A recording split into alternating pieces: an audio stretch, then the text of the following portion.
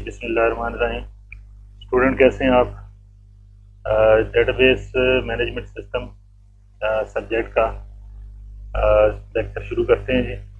क्योंकि database life cycle के बारे में ये हमने जो है वो शुरू किया था, जो बीच में ब्रेक आ गया। तो अभी हम चैप्टर नंबर 8 स्टार्ट कर रहे हैं। और अगर मॉर्निंग के अलावा अगर इवनिंग वाले बच्चे देख रहे हैं तो वो भी अभी फिल वक्त चैप्टर 8 को पहले कंप्लीट करें, ठीक है? तो सारे ध्यान से देखें। तो डेटाबेस लाइफ साइकिल की डेफिनेशन की तरफ जाते हैं। अगर आपके पास बुक है तो बेहतर है कि बुक आप निकाल लें और अपने सामने रखें। पेज नंबर 126 है, ठीक है? क्लास में भी आप मुझसे पूछते रहते हैं पेज नंबर। अच्छा जी, तो यहाँ पे आ जाते हैं। सबसे पहले इसमें कुछ टॉपिक्स हम कवर करेंगे जो कि यहाँ पे 8.1, 2, 3 और 4 लिखे हुए हैं, लेकिन फिल वक्त हम जा रहे हैं डेटाबेस लाइफ साइकिल की तरफ। इसकी डेफिनेशन लिखी हुई है, अगर आप देख सकें तो the database life cycle is a cycle. Cycle से मुराद होता है प्रोसेस होता है दैट ट्रेसेस द हिस्ट्री, जो कि हिस्ट्री को ट्रेस करता है, यानी वो हिस्ट्री को जाहिर करता है, बताता है ऑफ द डेटाबेस, डेटाबेस की in an information system.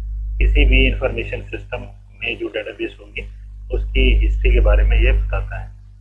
The database life cycle incorporates the necessary steps, ठीक है? वो कहते हैं कि डेटाबेस लाइफ साइकिल जो है वो मुश्तमिल होता है कुछ ज़रूरी स्टेप्स के ऊपर।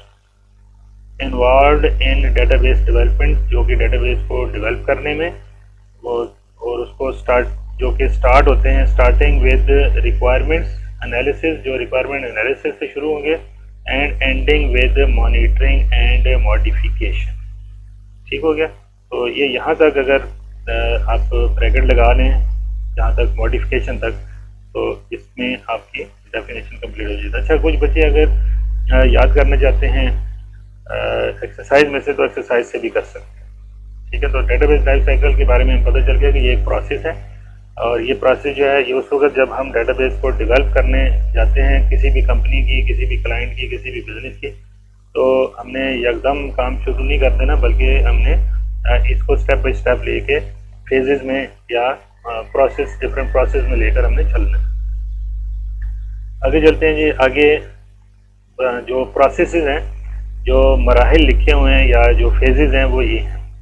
डेटाबेस इनिशियल स्टडी है, डेटाबेस का डिज़ाइन है, उसके बाद इम्प्लीमेंटेशन और लोडिंग है, उसके बाद जी टेस्टिंग और इवेल्युएशन है, ऑपरेशन है, और मेंटेनेंस एंड इवेल्युएशन है, ठीक है? तो आप लोगों ने ये सारे आपको याद हों तरतीब के साथ। सबसे पहले आपने इनिशियल स्टडी करनी है, डेटाबेस की इनिशियल स्टडी करनी है। अभी वो देखते हैं कि वो क्या है। तो इनिशियल स्टडी में हम देखते हैं कि in the database initial study the designer, यानी जो डेटाबेस को डिज़ाइन करने वाला डेटाबेस डिज़ाइनर है, must examine the current system operation. Current system यानी जब आपको कोई ऑर्डर मिलता है कि भाई हमें ये डेटाबेस बना कर दें, तो आपने जिस कंपनी का ये ऑर्डर है आपने उस कंपनी में जाके जो करंट सिस्टम वो यूज़ कर रहे हैं, मैनुअल सिस्टम यूज़ कर रहे हैं, हो सकता है वो सिंपल सी डेटाबेस यूज़ कर रहे हो, तो वो आपने देख लेनी। तो उसके करंट सिस्टम के ऑपरेशन को देखना है with in the company and determine how and why the current system fails, और ये देखना है कि उसमें प्रॉब्लम्स क्या है, क्या उनकी रिक्वायरमेंट पूरी नहीं हो रही। तो अगर पूरी नहीं हो रही तो इसका मतलब है कि वो उनको की जो रिक्वायरमेंट है, जो उनकी ज़रूरत है, वो पूरी नहीं कर रहा, ठीक है? तो यहाँ तक इसको आप ब्रैकेट लगा लें। उसके बाद अब आगे हम देखेंगे कि जो इनिशियल स्टडी है उसमें क्या क्या काम करना होता है। तो ये स्टेप बाय स्टेप दिए हुए हैं। अब ये इसमें पहला काम है analyse the company situation. Company की जो मौजूदा शक्ल है, मौजूदा उसकी जो हालत है, उसको देखना है, तो उसका जायजा लेना है। The company situation describe the general condition in which a company operates, ठीक है? इट्स ऑर्गेनाइजेशनल स्ट्रक्चर को देखना है एंड इट्स मिशन, और उसके मिशन को समझना है कि वो किस फील्ड में काम कर रही है, ठीक है? और उसका क्या आगे मकसद है। तो मिशन को हम यहाँ तक आप मिशन तक इसको का कर लें।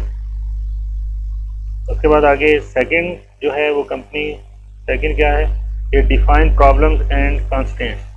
प्रॉब्लम्स तो आपको पता है कि जो उनको मुश्किलात पेश आ रही हैं अपने डाटा को मैनेज करने में, कंपनी में बेशुमार तरह का डाटा होता है, तो उसको मैनेज करने में उनको जो मुश्किलात आ रही हैं आपने उन प्रॉब्लम्स को पहले नोट डाउन कर लेना, और उसके बाद फिर उनकी जो हदूद हैं, कंस्ट्रेंट्स का मतलब है जो उनकी हद है, उसको भी आपने समझ लेना है कि उनको कहाँ तक जो है डेटाबेस, कितनी बड़ी डेटाबेस, उसमें क्या तफसील है, वो आपको डिटरमिन करनी है। The designer has both formal and informal source of information. तो उसके बाद होनी चाहिए, यानी इस कंपनी से रिलेटेड जो है वो दोनों तरह की ज़रूरी और गैर ज़रूरी कुछ इंफॉर्मेशन होती है, वो होनी चाहिए। The process of defining problem might initially appear to be unconstructed. तो कहते हैं कि जो शुरू में प्रोसेस होगा जिसके अंदर प्रॉब्लम्स होंगे, तो वो एक डिफाइंड प्रोसेस नहीं होगा, वो एक अनस्ट्रक्चर्ड प्रोसेस हो सकते हैं। Company and users are often unable to describe precisely the larger scope of company operation. तो शुरू में ये होगा कि लोगों से आप जो इन्फॉर्मेशन ले रहे होंगे तो वो आपको हो सकता है कि टाइम ही ना दें, वो आपको जो है वो जिस तरह से आप उनसे पूछना चाह रहे हैं वो आपको उस तरह से जो है वो एंटरटेन ना करें, ठीक है। तो ये प्रॉब्लम भी आपको आएंगे।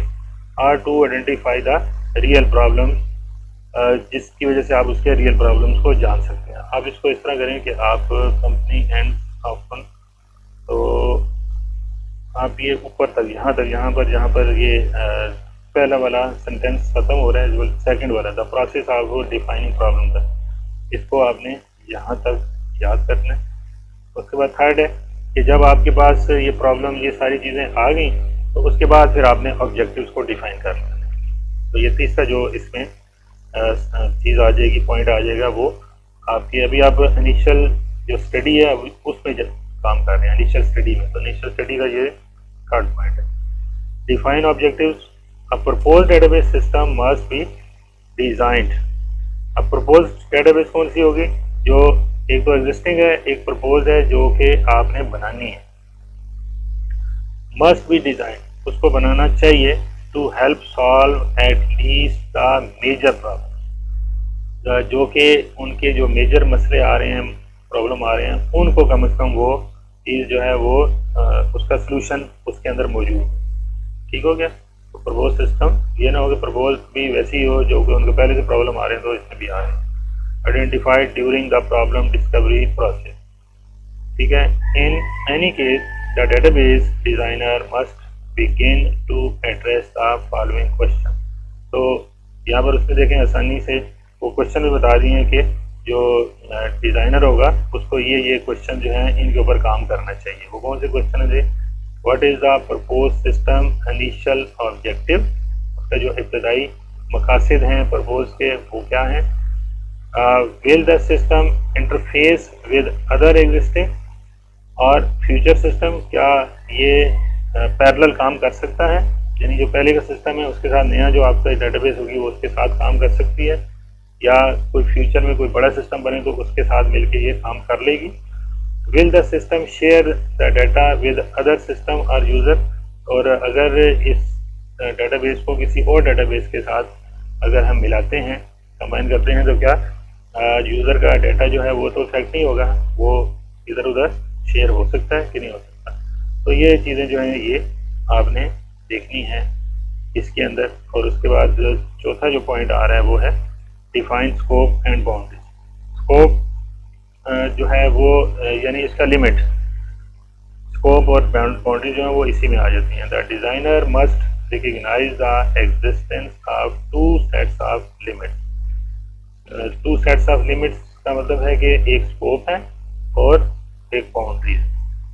तो ये चीज़ें जो हैं ये डिटरमिन तभी होंगी जब आपने इनिशियल स्टडी अच्छी तरह से की हुई होगी, आपको उन्होंने वहाँ पर आने वाले प्रॉब्लम्स के बारे में उन्होंने बताया होगा, और उसके बाद फिर आपने उसके ऑब्जेक्टिव पूछे होंगे, और उसके बाद जो एग्जिस्टिंग सिस्टम है वो सिस्टम आप जो है वो प्रपोज सिस्टम जो है वो बनाना शुरू करेंगे। तो ये है जी कुछ इसमें ऑप्शंस जो कि आप लोगों ने इसके ऊपर काम करना है। ठीक है, अभी फिर वक्त